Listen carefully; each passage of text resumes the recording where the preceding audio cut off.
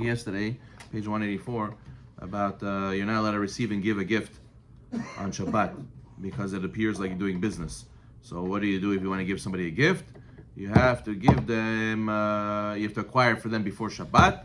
Let's say you want to give a candy platter or a bottle of wine to somebody on Shabbat as a gift for inviting you for Shabbat. You have to go and you have to acquire it for them before Shabbat. Or you could give it to him on Shabbat, but on condition that he does not acquire it on Shabbat. What about lunch? If you want to go to eat, Okay. eating lunch with you. Yeah, he'll eat lunch with you. You'll eat his food. But to give a gift, padarek, neuzeh on Shabbat, you can give it to him that he should keep it, hold on to it, but not acquire it. Or you could acquire it for him before Shabbat. You buy the bottle of wine, and then you pick it up, and you say, I'm acquiring it for Shlomo. And now it's Shlomo's. And you're allowed to do that even though I don't have his permission because I'm giving him zechut. I'm giving him something positive. I'm not doing something negative to him. Before Shabbos. Before Shabbos, yes. But then you bring on Shabbos. And then you bring on Shabbos, yes. And then in that way, it's already his when you come to his house. Okay, 36. Let's say you have a program on kids for kids on Shabbat.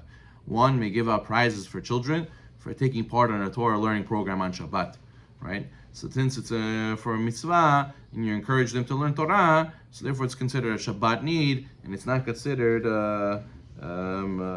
what's it called?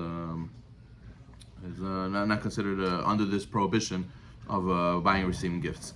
37. You're allowed to make your items hefker on Shabbat, and one may acquire an item that's hefker on Shabbat. 38. It is proper not to forgive debt on Shabbat. Okay. 39. One may not perform pidyon haben on Shabbat because that requires acquiring money. He's not allowed on Shabbat. Okay, good. 40. It is prohibited to ask one's friend on Shabbat if he can borrow an item. Let's say, let me borrow your hammer. How long could it be borrow a hammer? Maybe borrow a hammer for 2 weeks, 3 weeks, right? Morning. So what should you do? You should say, they'll use the word lending or the word giving, which means you're going to give it to you for an hour, give it to you for a day, and give it back. And that way, it's not considered part of the prohibition of borrowing on Shabbat. Okay? Good. 45. It is permitted to perform hatarat nedarim for a vow that interferes with something that's needed for Shabbat. However, if you remember to do it before, you should do hatarat nedarim before Shabbat. There's a lot of minyanim. They do hatarat nedarim every Erev Shabbat. But technically, if it's nothing to do with Shabbat, you're not allowed to do it on the Shabbat. But if it's blocking you from doing something on Shabbat, you could do hatarat nedarim technically even on Shabbat. Okay. The ber davar, the way we speak on Shabbat, has to be different than we speak on during the week.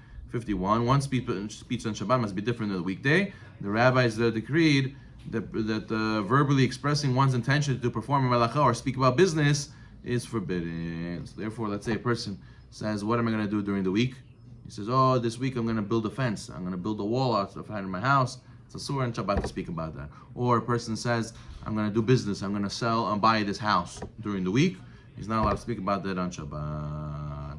Many great Chachamim, 52, many great Chachamim were accustomed to speak only Lashon HaKodesh on Shabbat and not any other language, and unless there was somebody who did not understand Lashon HaKodesh. I know a rabbi who does that, who only speaks Hebrew on Shabbat. Okay, what are you allowed to speak about on Shabbat? 53, it is preferable to refrain from speaking about mundane matters on Shabbat unless one derives particular benefit from doing so. So what does that mean? So the Rambam says mundane matters means how much you spent on a wedding, or how large the army of one's country is, right? Let's say news, politics, and all that stuff. So over there, that's not the best thing to spend the Shabbat speaking about. Technically, if a person derives benefit from it, so they say Shabbat, right? Shabbat stands for 3 things. The acronym, right? Sicha, Betela, Ta'anug. All right, Shabbat. Just speaking mundane conversations is a pleasure on Shabbat. They also say Shiva Beitzim Tuchal, 7 eggs you will eat on Shabbat. Obviously, it's a joke. It's not halacha. And then they also say Shena B'Shabbat Ta'anug. Right? There's sleeping on Shabbat is also a pleasure. It's also a delight. But the point is that a person should try to speak Divrei Torah. Some people cannot handle speaking Divrei Torah non-stop for a whole meal. So therefore, if a person mixes in other conversations that are not Lashon Hara and not evil speech, so technically it's permitted, but it should not be the main drive of the conversation. it's almost inevitable that Trump doesn't come up on the Shabbat table. It's almost inevitable that the hostages don't come up on the Shabbat table. It's almost inevitable that the weather, or maybe how much eggs cost, and all this other stuff that are mundane conversations. It comes up and it's allowed on Shabbat, but preferable, obviously, we speak Divrei Torah or inspiring stories. Okay, 54. One may say that he'll be traveling to a certain city the next day. One may even ask his friend to travel with him the next day to a different city, if there will be a plausible, permissible way to get there even on Shabbat. Similarly, one may ask his friend to bring him an item from a different city after Shabbat, provided that the item is not muktzeh. Even so, it's preferable not to speak about such subjects on Shabbat. Someone asks you, how much did you pay for this? One may state the price he will pay, or the price of what one paid for an item, if the item has a fixed price. Okay, we'll do one more. 57. One may not speak about a rabbinical melacha that you want to do, even if it's a sur midrabanan. You're not allowed to talk about doing it. 58 is common misconception if people say Nish Shabbos Geret. That's by Ashkenazim. Then in Yiddish it says, even though it's Shabbat, there's a joke they say, right? The guy went to his friend and he saw a nice watch he has. He says, even though it's Shabbat, how much is it for sale? He says, even though it's Shabbat, it's $100.